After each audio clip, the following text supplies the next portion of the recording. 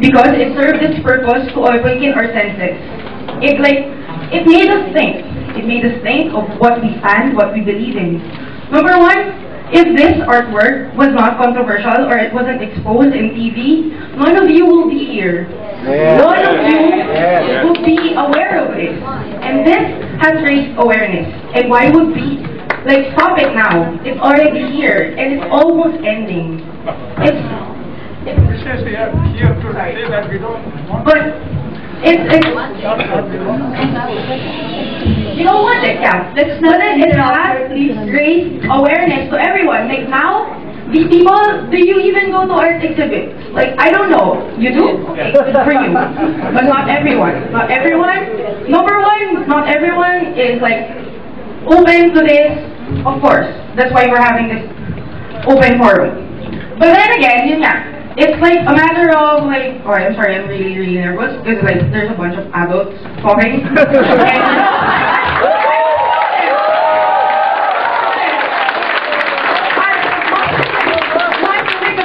Sometimes the old people will tell me that I'm not right because I'm young. But then again, number one, this art piece has raised awareness. Now, I've never seen this much people in the CCP, in that gallery.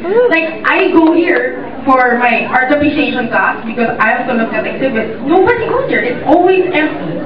And it's a nice thing that we are aware of art. It's not just about this art piece being mocking a religion. It's more of, it has awakened our senses as people. Because we're not, I grew up not knowing so much about art. You know, I wasn't born rich and have the biggest sensibility about art. But then, I grew to love it, and I learned because I informed myself. And if this you think mocks you, I'm sorry. But for me, and it has awakened a lot of children. If you think children go here, oh, they see it, it's bad. But then that's the thing. If you keep children in this certain path, that follow this path, go ahead. But then again, sometimes they lose our way. We're kids, so expose us to things that might harm us. Because if you don't, how will we ever know? How will we know?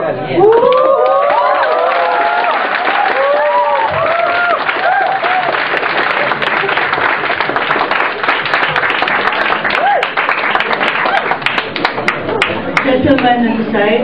Sorry, after.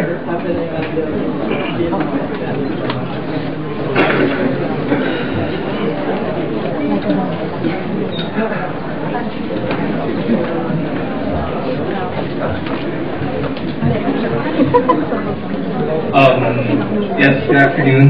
I'm Joe Regis. I'm a student of De La Salle College of St. Peniel, and I'm taking up arts management. Oh, no. Sorry. Yes. Anyway, I was actually here because I'm looking for Ms. Karen Flores for a curatorial project for what we have. But anyway, I heard about this forum and I was listening to the people, their expression towards the actual art, which is below. And I'm not sure. You guys can correct me for the things I'm going to say in the next slide, but exactly what is art? In their silence, of course. Alright, art as we speak is no longer boxed. Art is the interpretation of reality, the interpretation of life. And I don't know, if we are always, and as an audience, I am always open to whatever reactions that I have here. I don't find it offensive. I'm a Catholic. I'm practicing it pretty well, I think. No, but the case in point is that the art should not be boxed. If we have our own offensive, or if we find this artwork offensive, then so it may be offensive. As to whether this, should I say masterpiece? If this masterpiece is to be, yes, if this is to be stated here until the end, 21st of August, then that will be the call of CCP. But I find this work okay. Okay. All right. Thank you. There's a gentleman at the back in gray that I said father. And then it's Irma, and then father. Good afternoon, I'm Matthias Bartolome. I am a student right now. A lot has been mentioned about how people view this work, and some people think that it's okay. We have the call for reflection has been made, and I guess we should reflect on why some people might find this not as offensive as some of you. Because if you look at these images, they're not just they don't just have a history of being used for worship or for reverence. Some people in certain parties have used these images for abuses of power. Some people have used these images to legitimize conquest, to legitimize genocide, to legitimize to legitimize hate. So not everybody's experience of the Catholic Church and its doctrines or its policies are pleasant ones, especially not the Philippines. I mean, our history with the Catholic Church, to say the least, was not pleasant. And in that regard, I think it is properly placed here in the cultural center of the Philippines, where we must reflect on that history of colonization, of abuses of power in the name of religion,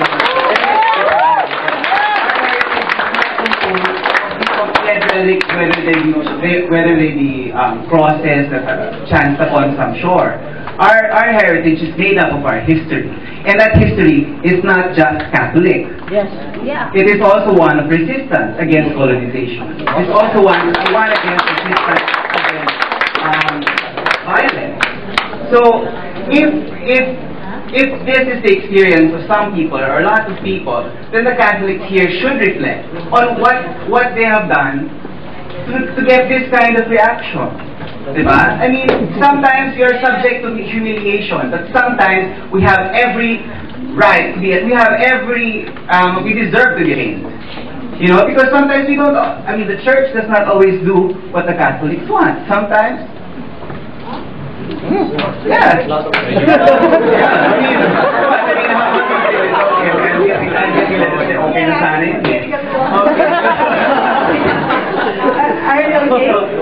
okay. So, what I'm saying is that sometimes the church, you take personal offense, but this isn't about Catholics. Individual Catholics. This is about the edifice Talking about Christians, not Catholics. Sir, if we can just Okay. allow him as we did not interrupt. Not all Christians use these images, and perhaps.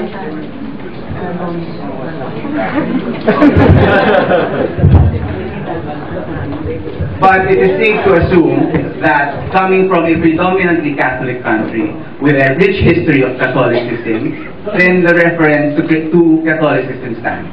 No? So I'm saying that insofar as the institution of the Church has had a history of abuses or lapses in its moral mandate of spiritual guidance and whatnot, then it is properly right, it is only proper that we have this here for us to reflect on that history.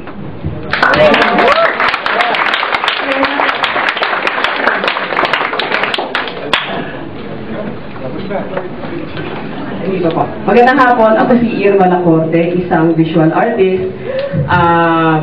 Hindi ko nire-represent ang UP Los Baños kasi nasa t-shirt ko ngayon, nagtuturo ako sa UP Los Baños. So, nabasa na lahat ng damit ko, ito na lang natira. Konservatibo rin ang mga tao doon. Nagtuturo po ako ng yung aming subject, basically art appreciation po ito.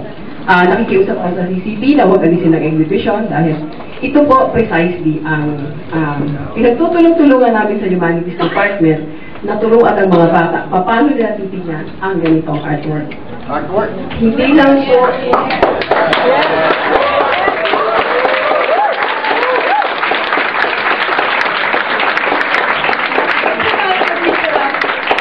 please go on. Thank you. Tahimik po ako nakikinig sa pagsasalita ninyo.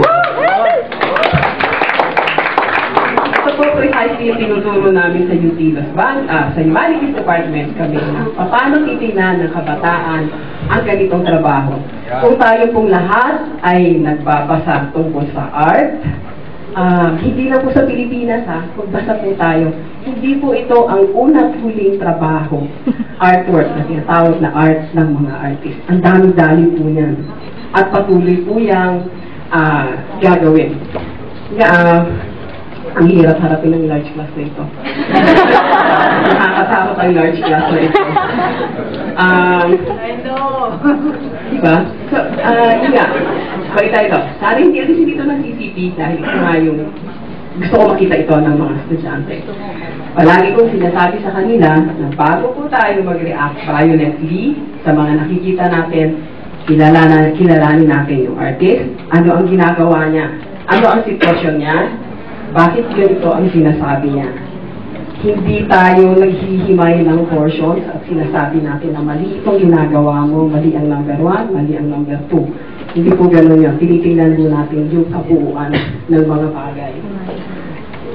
Palagay ko, yun na lang ang sasabihin ko. Mag-aaral po tayo, secretary, sorry. Alala ko na isang sasabihin. Kulang po ang isang semestre para ituro ang art appreciation. Kulang po ang 1 semester at huwag po natin gawing crash course itong tungkol sa art dahil kulang po ang 4 na oras. Kahit sabihin ko po sa inyo na matagal na po akong practicing artist, marami na akong nababasa, siguro hindi ko naman naiintindihan lahat, pero alam ko kulang pa rin ito para maunawaan ko lahat ng bagay. At sana dala ko yung PowerPoint presentation ko. Okay. Palagi kong example sa mga bata. First sem. Sino kilala nilang artist? Sasabihin nila si Amor Solos, si Juan Luna. Sino pa? Wala na. Patay na lahat ng artist para sa kanila. Umabot ako sa punto na nagpapakuha ako katabi ang mga artist para sabihin na buhay ang mga artist.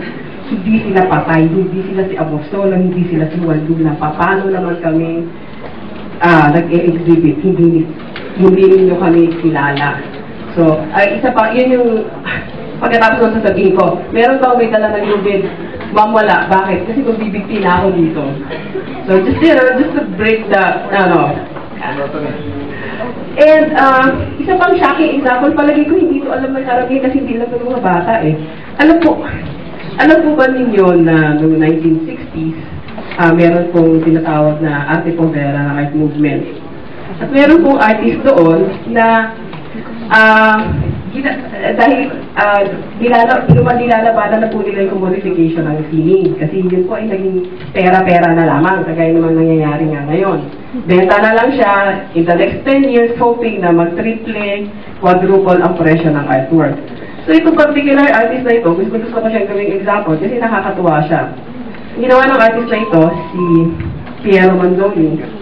Inilagay niya sa lata yung kanyang tae. Dinilata niya, kaya nandito nilabas, sealed, at tinawag niya itong art. Kasi galit na nga siya sa sa commodification, di ba? So ano nangyari? Fast forward tayo 1992, magkano sa auction house ang isang lata ng tae niya? $80,000. Sinong nanalo? Yung artist ba o yung buyer? Nakanino yung joke? So, yun lang po. Magbasa po tayo, please. Yun lang po.